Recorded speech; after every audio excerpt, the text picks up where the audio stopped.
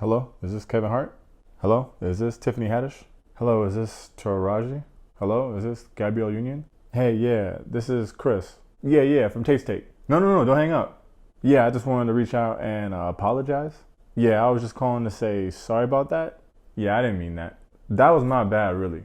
Well, yeah, I shouldn't have said that your movie was the worst movie ever. Yeah, I remember what I said. I said, this ain't it, Chief. Repeat it.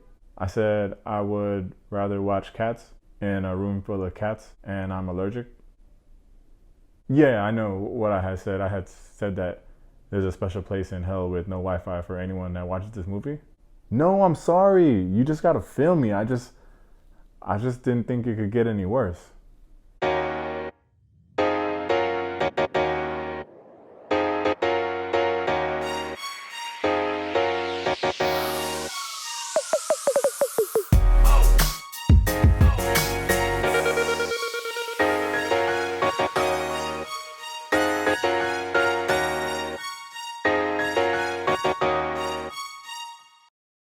Listen, man. I've been gassing Netflix for like 3 weeks straight. It was just they was too hot. That's all that is. I mean, if you that hot, how long can you really stay that hot? Eventually you're gonna cool off, right? So maybe you like gotta cool off because it's unnatural to be that hot for that long. This ain't gonna be easy. It's gonna take a team effort. But I'm gonna get through this.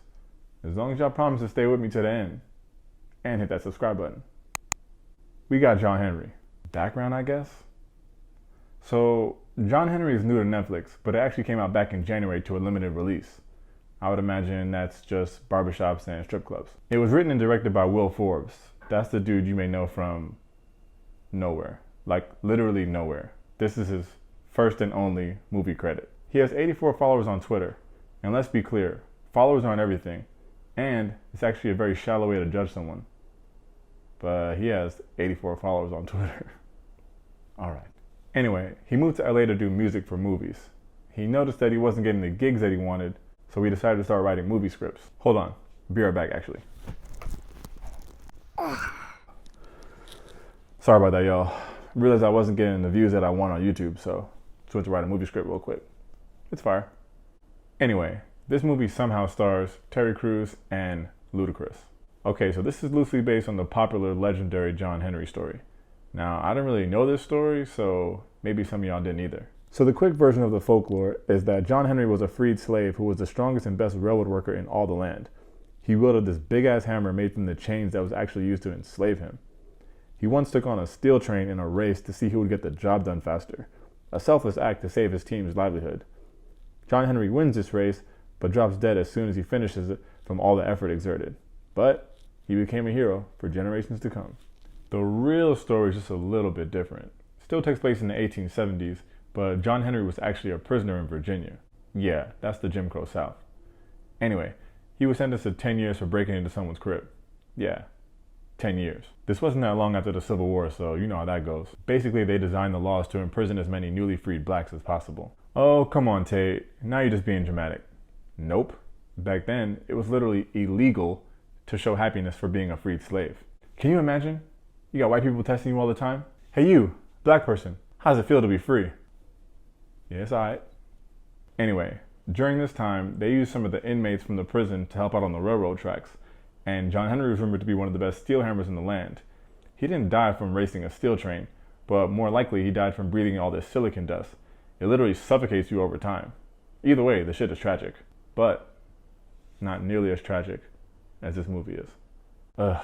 Plot time? And I don't know what part of those two John Henry stories this movie is supposed to resemble. I mean, Terry Crews got a hammer, but that's about it. I mean, I guess, okay. I see what they try to do there. No spoilers. Anyway, aside from this movie, Netflix is making their own version of John Henry starring The Rock. And there's already some backlash for that. You know how that goes. So that version is supposed to be an actual depiction of the popular folklore. Oh, and it's directed by the dude who did Jumanji. He's white, so outrage. So let's talk about this movie. John Henry, Terry Crews edition, is a story of an ex-gang member from LA who gave up the thug life and all that crime for a quiet suburban life. It's kind of like 6ix9ine, but I guess this Terry Crews guy was actually in a gang. I'm just playing 6ix9ine. You know I love you. Anyway, these two immigrants from Honduras find themselves in trouble with his old gang leader. So John Henry decides to save these two strangers and go back to the life of crime that he once left behind. Oh, and that gang leader that those kids from Honduras got in trouble with is actually John Henry's cousin, who of course is played by Ludacris. So what's my take? Honestly, this is the worst movie I've ever seen. This is the coronavirus of movies. This is the 2020 of movies. This is the oatmeal raisin when you thought it was a chocolate chip of movies. This is the... Alright, you get the point. This is not good. This is the most ain't it movie in the history of ain't it. If someone was like, yo, Tate, just chill, like, after they paid Terry Crews and Ludacris, they only had $20 to make the movie, I would ask them what they did with the other $10. Now, it's no spoilers over here at Tate's Take, but today, that's only because I don't understand what happened at the end. At first, I was kind of mad they left me so confused, but then, I got happy, because the shit was over.